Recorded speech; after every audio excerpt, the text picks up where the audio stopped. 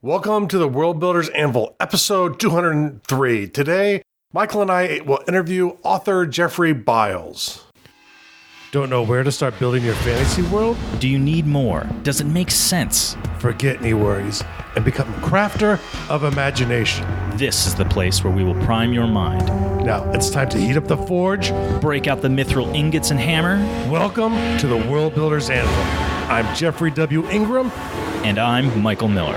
Let's sup from the muck of Java and build. From the depths of the fantasy world builders undercroft, Jeffrey Biles comes to us to chat about world building and his personal journey from a website programmer to a published author of Mages Must Fall, now available on Amazon. If you go to gardoul.com/Amazon, you can go pick it up, or if you go to the show notes, there'll be a link to his first book right there. And now, with no further ado, now everyone give a great World Builders Anvil welcome to Jeffrey Biles. Hear all the crowd, Jeff. The crowd is going crazy for Mr. Biles. The crowd is going crazy. And just so you guys know, Pirate Michael has actually had to walk the plank, so he will not be here this episode. He's a great swimmer, though, so don't count him out. He'll be back. He will be back. I'm sorry to hear that. Well, hopefully you'll still feel sorry after you hear that episode. You'll be sorry when you hear that episode, yeah. Oh, okay. That episode drops it's 202, next I think. Week. 202, I think. Is it 202? I think it's 202. Not positive. Yeah, we finally get to pirates. All right. So now, looking forward to the past. Okay, everyone knows you're a world builder, and you've published. You've had the bravery to take that step to publish your first book. So, what else would you like the audience to know about you, Jeffrey? So all of that information I've put into the answers of the next questions. So, I recently quit my job to work on writing full time. Congratulations. And currently I'm living in Austin, Texas, but I'm going to be moving to Southern Europe soon. Oh, awesome. To, really? Italy, yeah. or Save money and travel the world. Awesome. So you're going to be sort of like a nomadic writer. Right. Awesome. Like you can, you make the same amount of money on Amazon no matter where you are. So you might as well be on a beach living for half the cost. That's right. For those of you that may not know, Jeffrey is actually a member of our Facebook community, which is how we have met him and pulled him into the fold. So, yeah, great group there. Yes, great group. So you want to hang out with Jeffrey, me, Michael, Troll, one or all of us, go join the Undercroft. That's facebook.com/groups/Undercroft. Sorry, I can't help it. Okay. So now I have to ask you the most important question of the interview. Do you feel orc or elf today? So I thought about this one really hard. This is a tough one, I agree. And I went for elf. Oh. Because I got up pretty early, and I can't imagine an orc getting up early for any reason unless there's something to kill.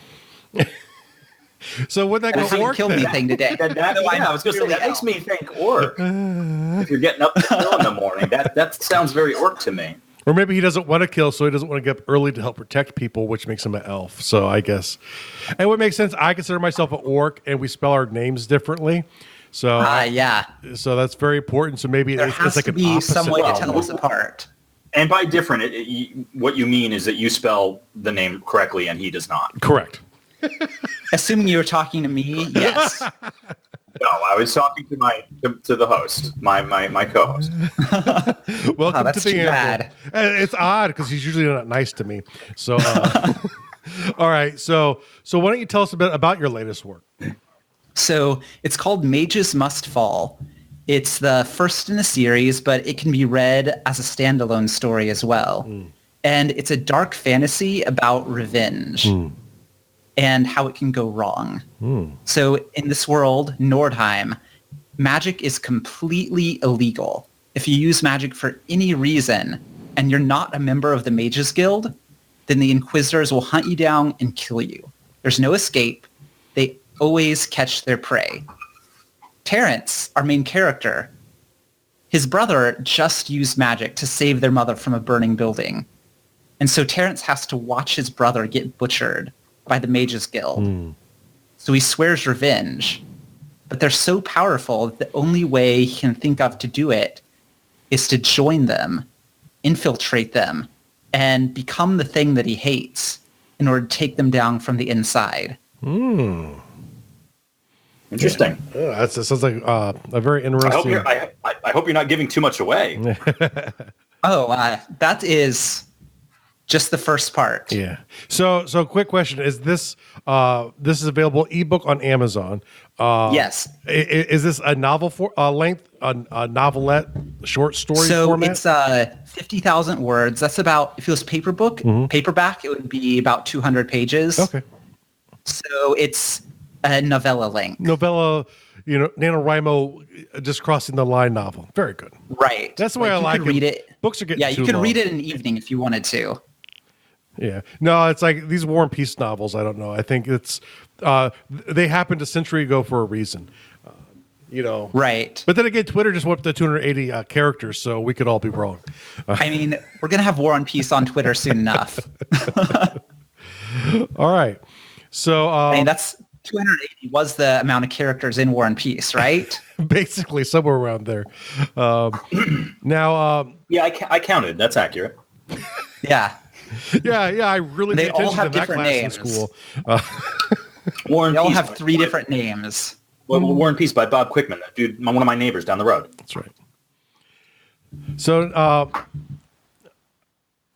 now, obviously, you belong to the World Builders Anvil group, where we obviously talk a lot about world building, and obviously, as a fantasy writer, world building is huge. How do you, as a fantasy writer, connect your world building to the actual art of the storytelling? So for me, they're intimately connected. The storytelling has to fit hand in glove with the world. So I'm currently writing what I call hard fantasy. That's a label I got from Brandon Sanderson, who also writes in this style. Yeah, definitely not a bad guy to try and look up to there. Right. I hate to sound ignorant, but give us a brief synopsis. Who is Mr. Sanderson? I'm not familiar with the name. So he finished the Wheel of Time series. Oh, Wheel of Time. Okay, I just didn't know the author. Yeah. And he wrote Mistborn. I'm blanking. His big series. The next one comes out next week. Anyways. That's okay. So the hard fantasy, it's fantasy where your magic has rules, like extra laws of physics. What isn't hard fantasy is something like Lord of the Rings, where Gandalf can just do magic things and magic saves them. And it works because it's magic. In hard fantasy, it's just an extra law of physics. And so I start off with the story I want to tell, and then I put together a coherent magic system that emphasizes what's important about this story. Does it in a way that you can't necessarily tell in the real world.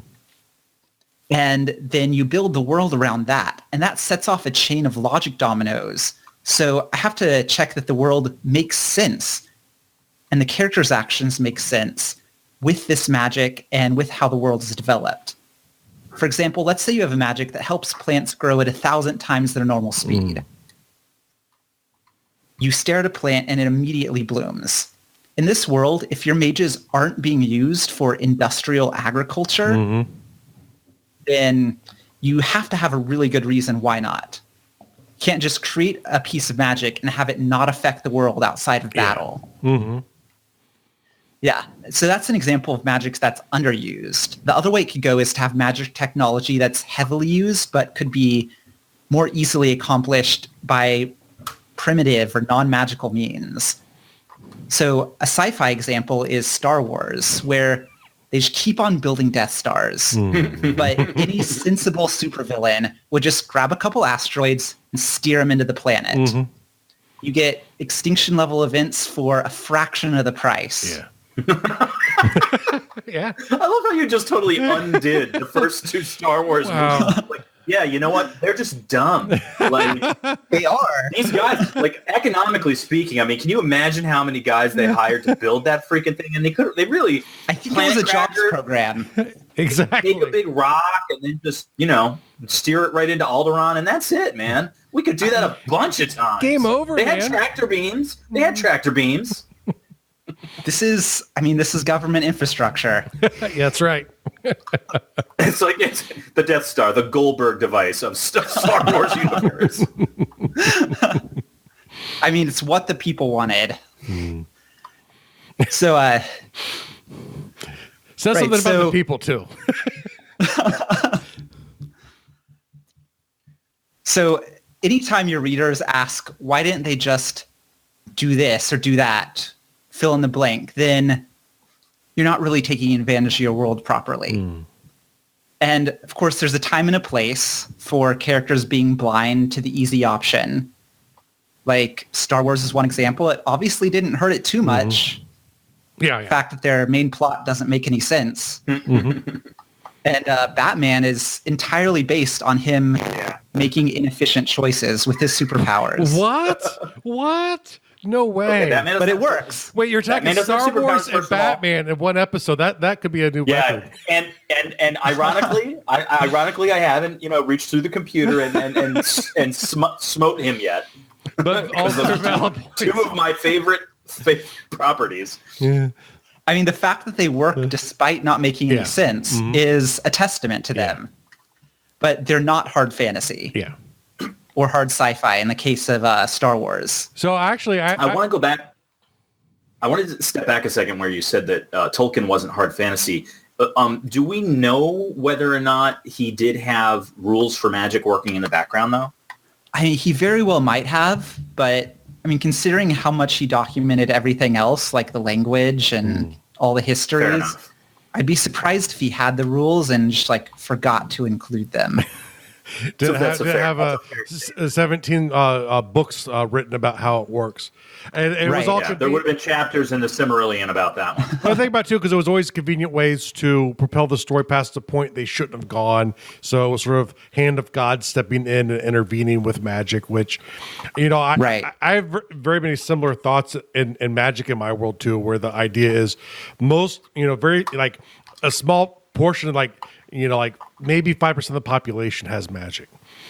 And within that, there's maybe 5% who actually use it for things that aren't farming, that aren't making a better widget, because that's actually probably much more lucrative and much less dangerous. I always wondered why there weren't more mages who didn't I'm not going adventuring, I'm going to make better manure, But I love that one. so- It's poop magic. it's poop magic. That's right. Poo magic. Don't you know? Forget dance magic. We have poo magic. Hey, Take the poop P off and just call it poo magic. That's funnier. I am a 7th level wizard of poop. Poo. I'm a poo mage. magic. Yeah. Here comes Stoclurius. So I have to ask you too, because this is one that's important to me. You obviously have a love for all of this stuff, except for Star Wars and Batman. But besides that, you love it all. And when did you first know that you loved world building? So before this book, before this series, all my world building was like, wouldn't it be cool if blah, blah, blah? And it's like, throw that idea out there. It was more like impressionist painting. This is the first one where I really took it seriously. And the Now, when you say- seriousness... When you say wouldn't it be cool, did it just live in conversation, or would you actually write something out for these? I would wouldn't it write be cool something, ideas? Okay. but I wouldn't really connect it to the rest of the world. It's right. It would just be something disconnected where the world wasn't fully developed around it. It was just a story where one thing was changed, Okay. Typical fantasy, but this is different. Except snails And, are really large. This is Sentient snails Right. rule the world. it's terrifying. Yeah, it is terrifying. Horror fantasy here. Even though not as terrifying it's- as the poor people who had to figure out what part of the blowfish is the good part to eat. Tasty fish. All right. So this is the first one where I took it seriously, and actually only took it seriously after I finished the first book. So what I did was I wrote it, and this was around the same time where they had the Game of Thrones episode where like they had the ravens teleporting. Okay. And I was like, I don't want my characters to teleport like that. I should make a map. Yeah. So I made a map with all the locations that I had mentioned, and like I had to line them up to make sure all the sequences worked right. And I went back and changed a couple of the sequences so they would work. And after I was done with that, I was like, that was cool. I wonder what the Mages Guild compound looks like. So I made that map, and I was like, oh, so I have to figure out how the departments within there interact so that the way they're put there makes sense with their history, their politics. And why was the palace so close to the Mage Guild? And also these other guilds in the city, what were they doing during the story?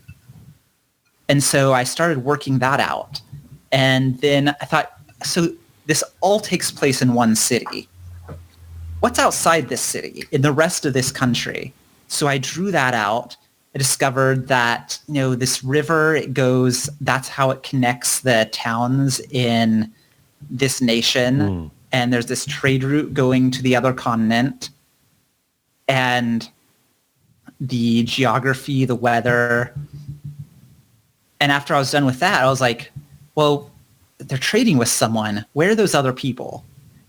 And so I drew the entire world, and it's like discovered that, there's this culture over here they're trade with, but there are these other two as of yet undiscovered cultures that are in this world. And I had to invent reasons why they hadn't interacted yet. And so discovering their ideologies, their technology level. And once I was done with all that, then I realized I didn't just have one or two stories here. I had several seasons worth of stories that I wanted to tell. And that equals a book. Or book one. Or book one. Yeah, so book one is released. So you're kind of different than most people I've interviewed so far have been kind of like me, where it's like there was a love for world building and storytelling, but world building was kind of the focus, and then storytelling grew out of it. Where for you, it sounds like it's the opposite, where you were a storyteller and you loved fantastical elements, and then when you sat down and really started thinking about it, your brain just kind of brought you like, wait, why am I not thinking about this, and why am I not? So you exactly. Okay, very cool. Yeah, and I do enjoy the world building part, but my primary love is telling the stories. Yeah. So I have to ask you, what was that moment, especially for you, leaving a job? I'm assuming, are you single or yeah, I figured I had to do this before I had anyone depending on me. Yeah, because it would be a lot harder at that point. But but still, there's a huge bravery issue, or a bravery thing to take a leap to say, you were working as a web programmer, and which they're decent paying jobs, but to sit there and go, right, this is more important to me, and I need to take this risk now. What was that I can moment? That moment where you knew you could take this leap and make that charge? So I've always been overconfident, or maybe just confident enough. I don't know, because it's worked out pretty well so far. And so as an example, like at one point, I thought I was going to make an entire MMORPG by with the combined experience. Well, I had 1 year of computer science courses, and my friend did some 3D graphics work as a hobby. Okay. And I sold this thing, it won a business plan contest. That's how confident I was. Yeah. So I'm a little more realistic these days. Yeah. But that's too bad. I know. Overconfidence. Now all I want to do is write 6 books a year. Well, no. Okay, good. Yes, more of that. Yes. I think that Still overconfident, just not wildly so. Well, I think there's something to be said for overconfidence and something to be said for naivety. Some people are like, oh, well, before I got started or before I really got into it, I just didn't know any better. So I went for this big, huge idea and they successfully did it, whether it was a movie or a writing project. Or one of my favorite examples of this is the movie The Thing, the remake by John Carpenter. The guy he hired to do the special effects for this was only like 21 years old. Carpenter found him when he was like 19, 20. He was not even really quite in the industry yet, but trying to break into it. He was making all this art and all this stuff. So when John Carpenter said, look, I'm doing this crazy science fiction movie, I think that your stuff would be great. How would you like to do it? He was all on board. But his ideas were so outlandishly ambitious, like way beyond what anybody else was thinking of at the time.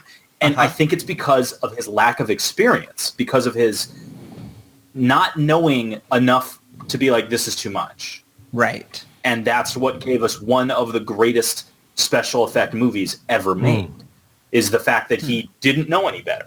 So I think there's something to be said for that, but for a lack of experience and definitely overconfidence. Like I find that people that are either way overconfident, which is not to say arrogant, because people that are arrogant tend to not be able to back it up.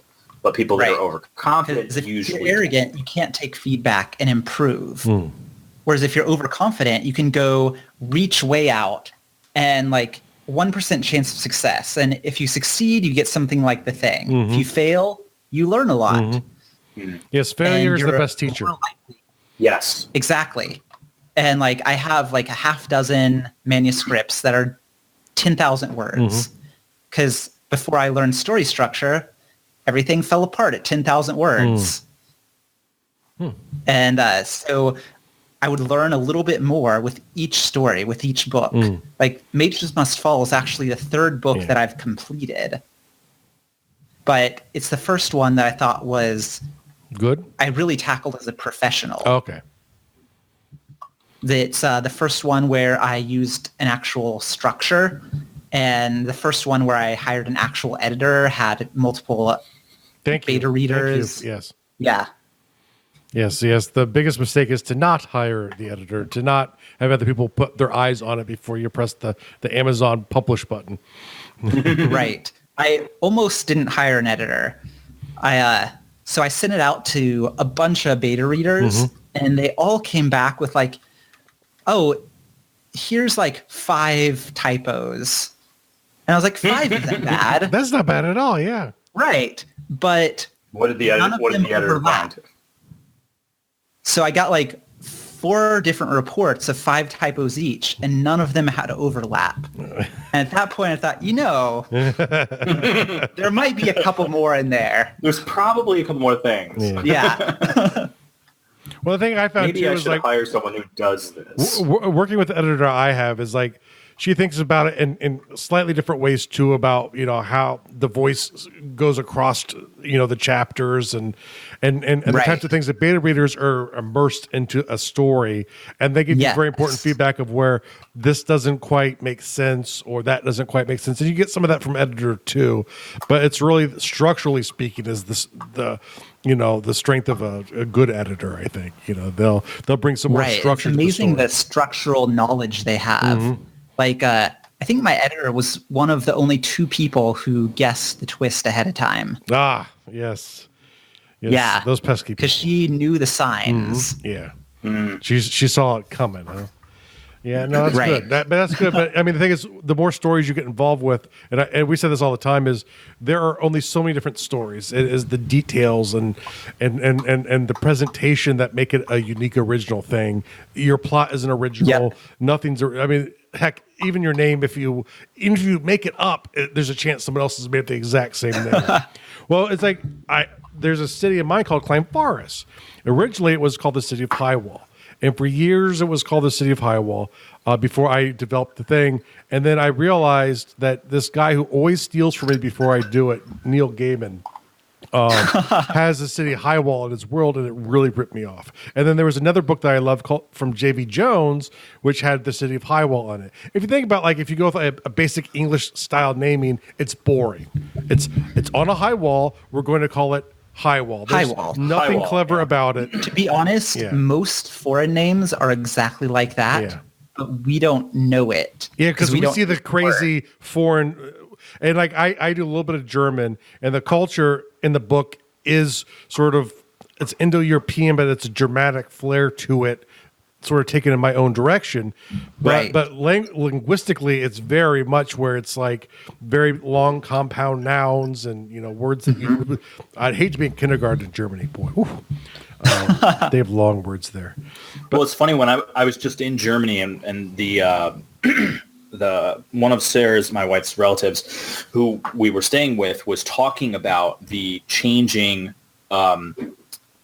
nature of the technical fields. And he's like, so you've got all these technologies, and he said a word, and this word was like 2 sentences. I'm like, that's one word? And he's like, that is one word. He's like, you've got these things that are so complicated, but the nature of the language is that every part of the thing you're describing gets put together in one word. And he's like, people will spend half their college time learning that language as opposed to learning the skills into which they need for that, you know, occupation. So I thought it was kind of funny, just the nature of dealing with the language that way, you know? Seems like it would just be something you can start concatenating suffixes and prefixes on. Yeah, most. Yeah, or whole words.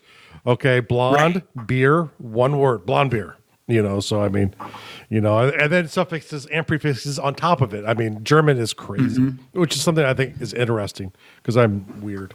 All right, so now, Hey, you have a good precedent of linguists who write stories. yes, you know, and I'm definitely not a linguist. Like I said, I took a while to write one bad language, so. But, you know, it was a good exercise. It really was, like, from a learning aspect, too. That's the thing I like about world building. Your next language will be better and faster. Exactly. And, okay. So now back to your languages, even though I don't know if you have any. Do you have any languages? I do not. That's fine. One thing I'm working on for the second book, which may get reintegrated into the first book, is the different dialects of the different subcultures. Yeah. Yeah, because that's another thing that sort of gets deviated away too. And it's one of the things that I get fascinated with language and how it changes over time. And I think with enough time and separation, it's the dialectical changes become new languages. And, you know, and that's just my theory for my extensive study that Michael and I like to do before every episode.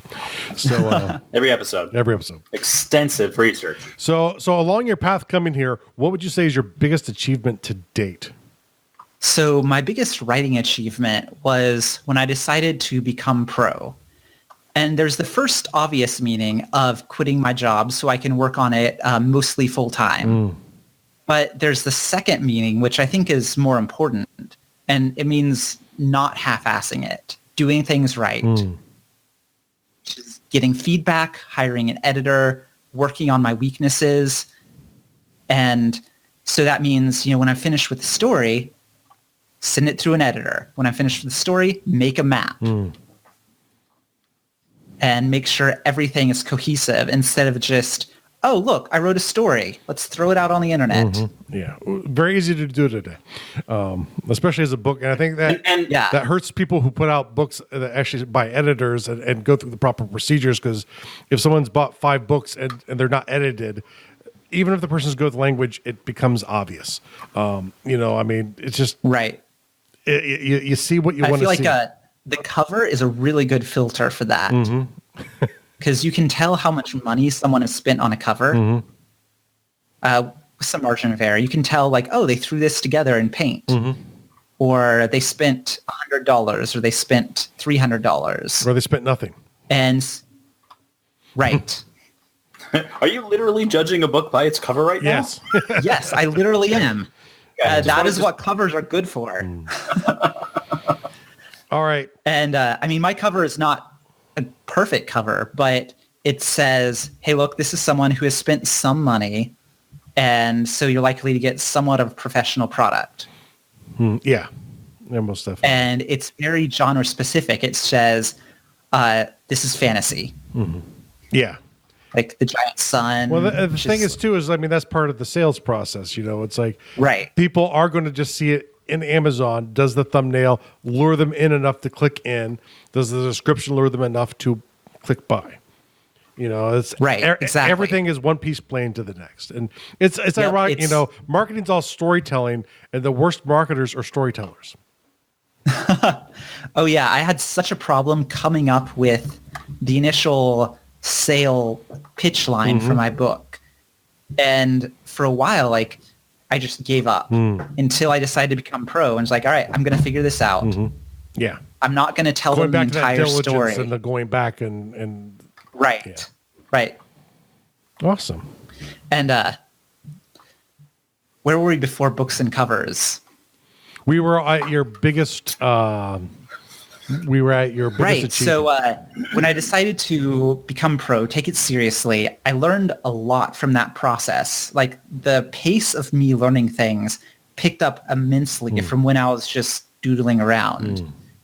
And for example, this is the first book that I outlined. And it also happened to be, not coincidentally, the first book I've written where the middle is satisfying. Where it's like there's a purpose to the middle, not just filling it in word length. Is that what you're saying? Right, exactly. Not just like, oh, there's rising action. Let's rise the action. Yeah. Put them on a plane or something. Go up. Woo! And the plane speeds up. Stop it. It's too much. Oh, no, the plane's going down. Right, so I use the 5-act structure, which makes way more sense to me than the 3-act structure. And the outline only took a page, and I deviated from it wildly, but it was enough to fix the problem that I had. Awesome. What problem? Yeah, and the problem that I identified in this book is under-explaining and under-describing things. So people were asking me like, hey, so what do your characters look like? And I was like, oh, that's a good question. Like, I know their gender, like, and their names and their quirks, but I don't really know what they look like or how they dress. Yeah. So I went and like put back in enough that people would stop complaining. But on my next book, that's what I'm really going to focus on, is having those descriptions and helping people understand the character. I have a 3 description limit for any character. Yeah. I mean, the thing is, I mean, my problem is people want that, and I get people do like to be spoon-fed how things look and all that stuff. But the problem is I want them to see their face on the hero or his friend, or maybe the villain if it's Michael. Right. I want them to be able to identify, and the more description I feed to them of what the person looks like, the less they can identify with one of the characters that's in the fray. So I don't know. I don't know what's the proper way. I understand that perspective, and I mean, I'd love to take that perspective just because I'm really bad at description. Yeah. Like, honestly, it's the only reason this book is paced like a thriller is buy my book. I'm terrible at description. Right. It's paced like a thriller. That's how I describe it. It's actually paced like a movie thriller. Awesome. And to make a movie thriller pace, you can't describe anything. Yeah. Exactly. You just have to see it, folks. Right. Awesome. Right. But you sell a book as a fantasy, so you have to write it as a fantasy rather than a thriller. And I added back some in due to feedback. And I really think it is a better book. That's where the feedback is good, though, because sometimes you need more here, than what you think. And sometimes I don't always listen to feedback, but usually I do if like they don't quite understand what I'm describing, like you're saying. Right. And that's really where beta readers and other eyes on the prize help out.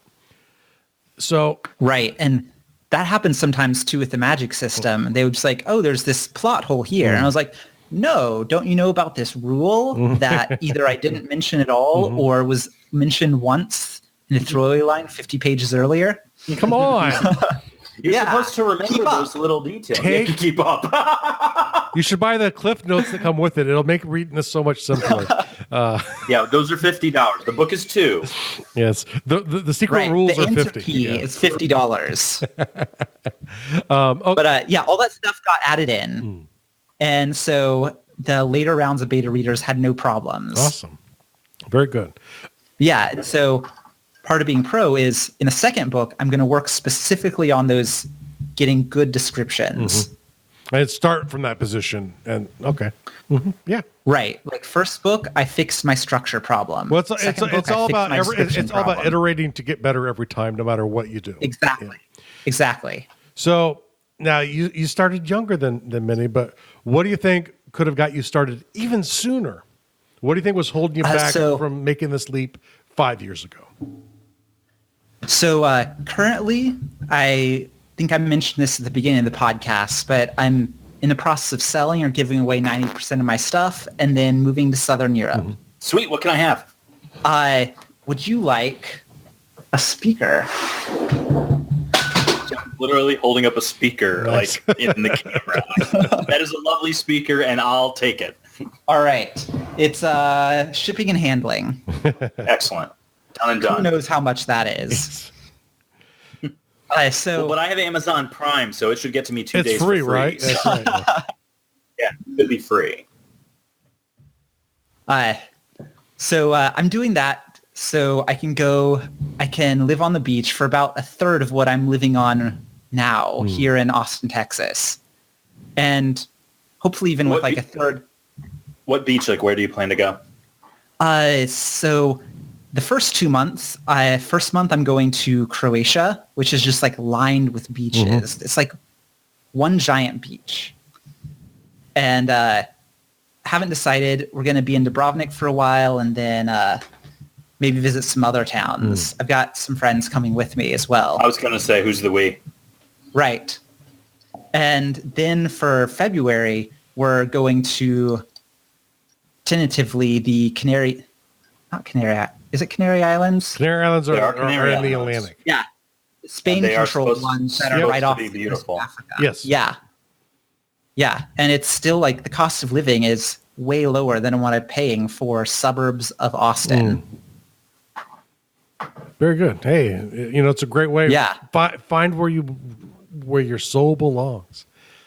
Right. And so if I had figured out all of this earlier and figured out that I could write from elsewhere, then maybe instead of extending my software development career, I would have taken the leap sooner. Awesome. All right. Very good. So now we get up to the part where we enter the gauntlet round. And the gauntlet round, in this circumstances where 3 men enter and 4 men and a goat leave. I don't know why. All right. So what held you back from sharing your world?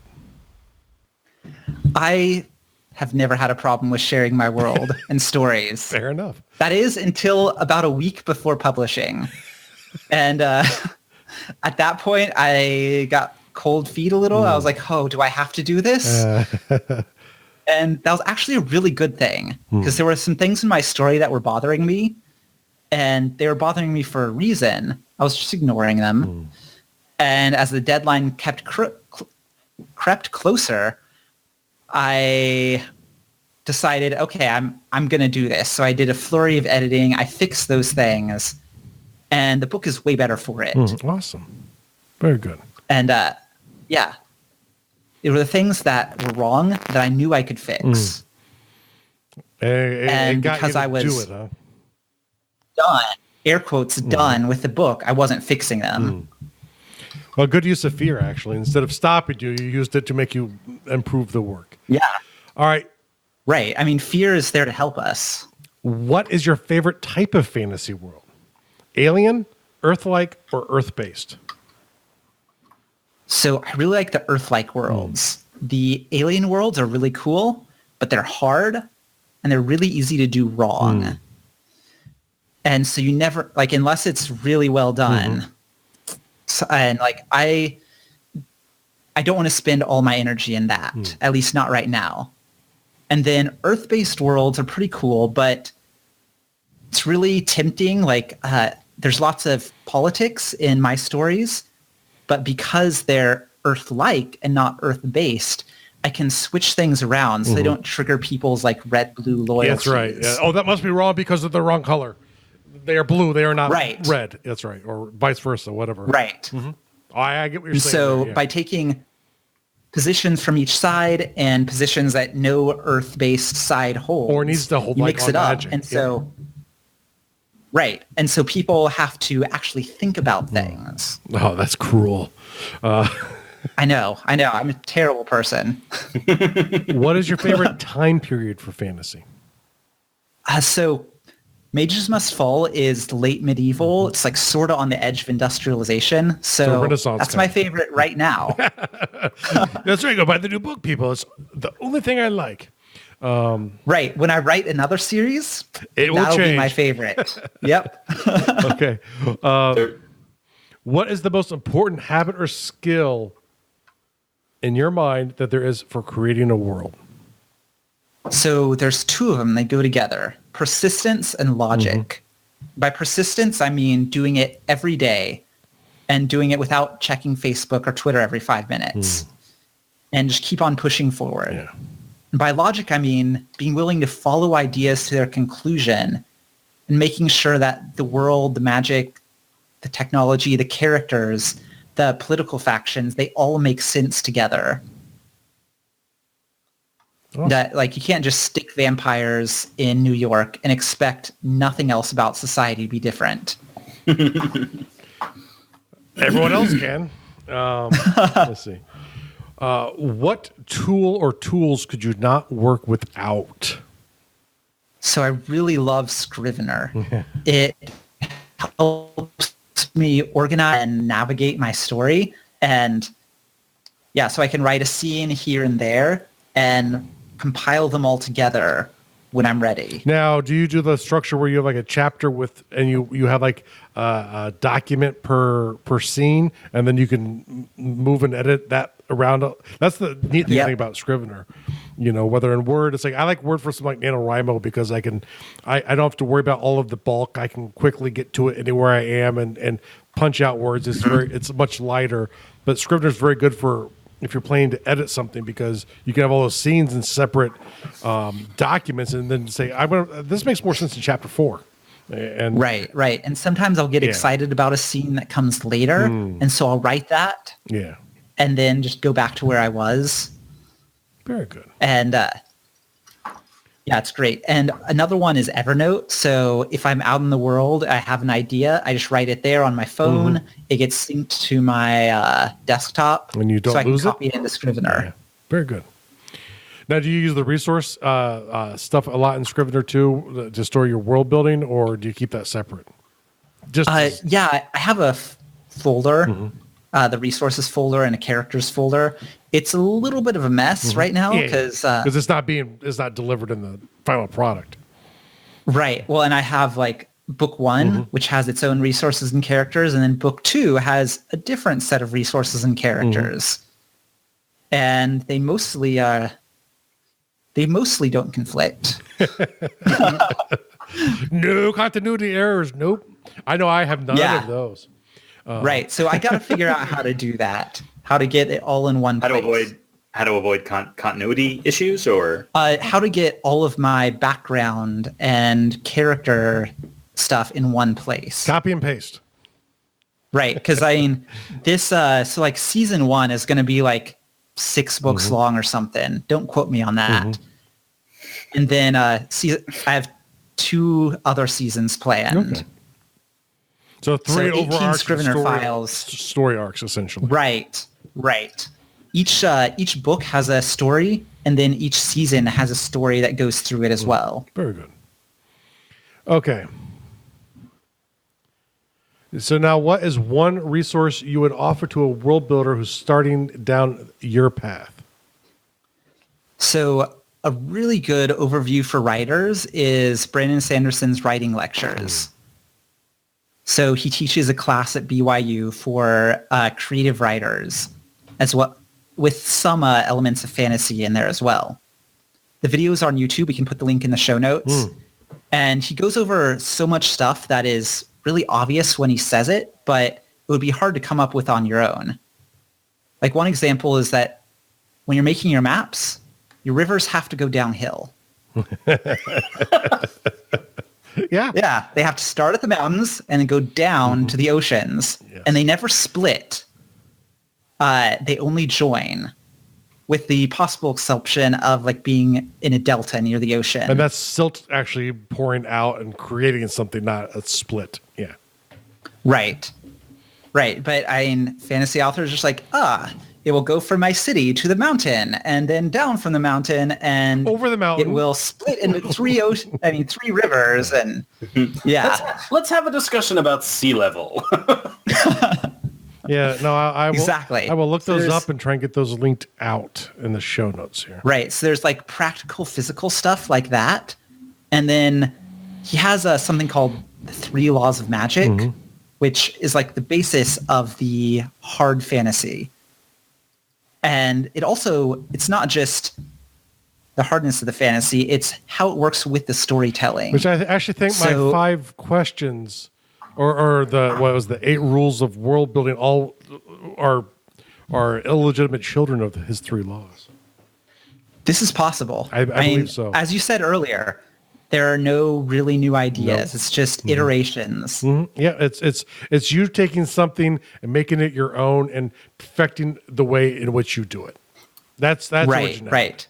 And there's an archetype that you want to hew close to and then have like a uniqueness based off of that. Because if it's not an archetype, people won't recognize it or understand it. It's unfortunate. Because you come up with a really great character, you can see it in your mind and you try and explain it and no one else gets it because they don't have a point of reference to anchor onto. Yeah, and that's one reason why alien worlds are so difficult. Aside from actually creating the thing, then creating compelling story within it. The amorphous how do you tell blob a story seems sad. from a microbe colony? How do you tell their story? And I completely agree. Okay, let's see. Now, what is the name of the world where Mage Must Fall takes place in? Do you have a name for it? So the city where it takes place is Nordheim. Okay. And there's a continent where that city is, Nordstadt.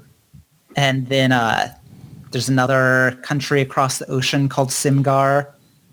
The world doesn't have a name yet because it is they don't have a global consciousness yet. Yeah. There's like a little bit of trade between these 2 countries and then some contact between the other 2 countries, but not really a whole lot yet. Well, what do the That's gonna change. do the extraterrestrials call it? It's like some more. That's season 4 when aliens invade. Okay. Well, that's what we're waiting for. Okay. Now, if you ended up in your world, what would be the first thing that you would do? So I would take the first ship across the ocean to the other continent because things in Nordheim are going to get really ugly really soon. Oh, it's going to go bad here. I'm out. Oh, yeah. It's like, I know what's coming. I am gone. Very good. All right. Well, I want to thank you very much, Jeffrey, for showing up and doing this interview with Michael and I today. It's always an effort for an author to have to deal with us, and we do appreciate it. Oh, it's been fun. I got another question. Yeah. This is one that did you take this out? Because I don't think you asked Or this. maybe I missed it. I don't know. What would have been something that prevented you? What took you so long to get to releasing your stuff or sharing your stuff? Let's see. So... Because usually people answer this question by saying, I didn't think my stuff was good enough. But you're overconfident, as previously stated. I shared it. I actually had another book on Amazon, which I took down because I realized as I was preparing this one that the other book would hurt my brand. Hey, that's... And no one bought it because I didn't bother advertising it or giving it a good cover. Yeah. So there's that. We should probably do an episode about online marketing. Well, because if you're quitting your job to do this full time, I assume is this going to be your sole source of income, or will you be subsidizing with some of your programming background as well? For a while, I'll be subsidizing. I have some side projects. Like I actually spent the last month working on these 2 other side projects that should bring me an income for a couple years. Okay. But eventually this will be my sole income. Side writing projects, side programming projects. Side programming projects. Okay. So they usually say for authors, it takes about 20 book library to be full time. Unless you have really good sales, which is tough if you don't have 20 books. Right. But actually, Michael, we will be doing a lot with that. Trust me. We have I'm more sure we talking will. to do. It's just like in this conversation, it's immediately coming to mind because it's like, this is great. I'm so happy for Jeffrey that he's able to quit his full-time job, travel the world, and continue to put out some wonderful fiction for people to partake in. And it's inspiring. Yeah. It truly is. So I think that the information on how would be something that would be important to a lot of the listeners. Yeah. So I have not made great sales yet, but that's to be expected. First book, part of a series that's not completed. Those are 2 strikes against people. From everything I've heard, you have to have 3 books in a series before you start making money. Yeah, I was talking to J.S. Marone in one of our earlier interviews, and he said until he finished his first series, the sales on book 1 and book 2 and all of the books increased when the series was complete. It actually changed my strategy for how I was going to write my stories, because I had a story arc that lasted 11 books, and I'm like, oh wow, it's gonna take oh my goodness, and I don't want that problem. So I'm like, well, there's natural breaking points in the stories, so I can. Right. Yeah, that's so my plan with season 1. It's gonna be 6-8 books. I don't know. I'll write them next year, and then release them 2 weeks apart from each other in a nice little sequence. So we can have several hitting the bestseller.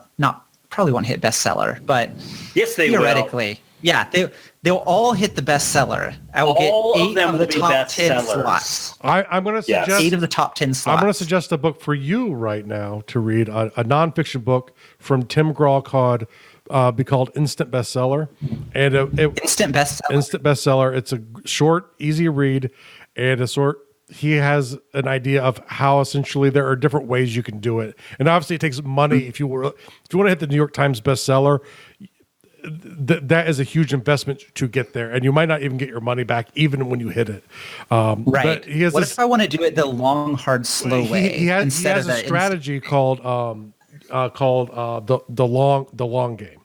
And that's one of his selling strategies. He's a very interesting guy who's been involved in book selling for a long time, and I took a course from him a few years ago based off of that book, and just great information for an author to get started. Because, like I said, authors and creatives are great storytellers, and marketing is ultimately storytelling. But we're not good at doing it, and so that's going to become one of the things I'll be pushing more is how do we actually sell some stuff. We should be really good at this. The problem should be the competition should be, oh, he's a better marketer than I am and a better author. Oh, I really hate that guy. But okay. So now if anyone in the audience, there'll be links to some of the stuff in the show notes. But if you go to jeffreybiles.com, that is JEFFREYBILES.com. To learn more about Jeff, or if you go to jeffreybiles.com/list, you can actually connect up with him and keep him in a little bit better touch by joining his newsletter. Or if he's still active on Twitter. I have an account. You have an account? Okay. It's at Jeffrey Biles. It's at Jeffrey Biles. I got that off your website. So in theory, you could communicate with him there as well, too. Right. I check it. I typically check it once a day to see if anyone said anything. Yes. Yeah. That's a good approach. But now, the big thing that you need to do is just right now, just pause before you hear the outro, which is really cool. So you don't want to miss that. So pause the show, go to Amazon and buy Mages Must Fall from Jeffrey Biles. There'll be a link to it in the show notes as well too. It'll be an affiliate link, so that'd be really cool if you use that. It's an ebook, so it's an inexpensive purchase. So it's a great thing to go grab it. I would say it's a steal for price because it was $2.99. It really is. That's right. If it's 50,000 words, professionally It's an edited, evening full of entertainment. But think about this, 50,000 words professionally edited. It does have a great cover. 2 wonderful things for it. It's only $2.99. It's a crazy price. I'm telling you, you should raise your price, but that's me. Well, that's what I was actually I would be like, it's $2.99 right now, but by the time you hear this, it might be $14.94. So just saying. So it could go up at any point. So get there and we'd be like, oh my goodness, the price could go up. I got the $2.99 price. While supplies last. While supplies last. While There are only 100 yes. digital copies. Hurry and get yours. That's right. Good way to create that false scarcity. Oh, You can also We're fiction come on writers, up we to lie. the Facebook. You could also go to the Facebook closed group of the World Builders Anvil and come to the Facebook Fantasy World Builders Undercroft. God, how do I not know our? I've been doing this 2 years. I still don't know our. You've own never closed said the name group. of it before, so Yes, I don't think. I've said it. I just always say it wrong. But just look up Undercroft. You'll find us. There's 2 of us. The Or go to NaNoWriMo group. facebook.com/groups/undercroft or go to There gardul.com, you go. gardul.com/undercroft. It will also take you there. Well, right, but my point is go there and you can actually interact with Jeffrey personally. You can catch him online, shoot a message. You can see all and be like, kinds of "Hey, crazy dude, discussions you're part about of the group." storytelling and world building, all wrapped into one amazing hot mess of creatives who just love going at it. Yeah, it's a good The guys in the people, the ladies and gentlemen in our group are so friendly, so nice, encouraging, and inspiring. We've got published authors. We've got fledgling writers. It's just such a great positive group. Game masters. I cannot sell it enough. All kinds of people. Game masters. We got lots of great game masters. But once Other again, podcasters. before you do any of that, though, you need to go to Amazon and use the link on the show notes so we get a little affiliate kickback. And so really we're hoping he's going to raise the price. But So this is what you have to do. You got to go to www.gardul.com/Amazon and then look up Jeffrey Biles' or if book. you go to the show notes and click on the link right there, it'll take you straight to it. Mages So many Must ways you can do Fall. this. So many ways you can go buy this No, book but you right want to do now. this so that we both get money. Right. All right. Have a good night, folks. Awesome. Thanks for having me on the show. Thanks for being here. Yeah, it's a pleasure. Thank you so much for listening to the World Builders Anvil. We would love it if you would share the World Builders Anvil with 2 of your friends. And so would they. If they are unfamiliar with podcasts, then you get to introduce them to the wonderful world of podcasting. Take them to Stitcher or iTunes, or best of all, just send them to our website, www.gardul.com. That's GARDUL.com. Now strike while the mithril's hot.